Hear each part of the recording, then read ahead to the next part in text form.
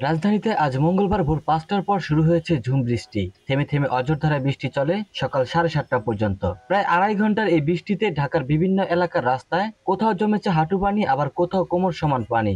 সকালে কর্মস্থল, স্কুল ও বিভিন্ন প্রয়োজনে যারা রাস্তায় বের হয়েছেন তাদের চরম ভোগান্তিতে পড়তে দেখা গেছে।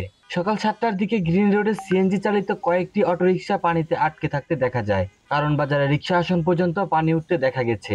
এছাড়া আদাবর, নূরজাহান রোড, ধানমন্ডি, কলাবাগানের বশিরউদ্দিন রোড, কাঁঠালবাগান, শেরপাড়া, মালিবাগ, পশ্চিম তেজতুরী বাজার, বংশাল, বকশীবাজার, সাতরাস্তা, তেজগাঁও, তেজকুনিপাড়া সহ রাজধানীর বিভিন্ন এলাকার রাস্তায় পানি জমেছে। কাজী নজরুল ইসলাম এভিনিউতে মূল সড়কের একাংশ পানিতে ডুবে থাকতে দেখা গেছে। ফলে গাড়িগুলো রাস্তার এক পাশ দিয়ে চলতে দেখা যায়। এতে তৈরি হয়েছে যানজট। ঢাকা, খুলনা, চট্টগ্রাম, বরিশাল ও সিলেট বিভাগের অনেক জায়গায় আজ এবং আগামীকাল বুধবার বৃষ্টির পূর্বাভাস দিয়েছে আবহাওয়া অধিদপ্তর।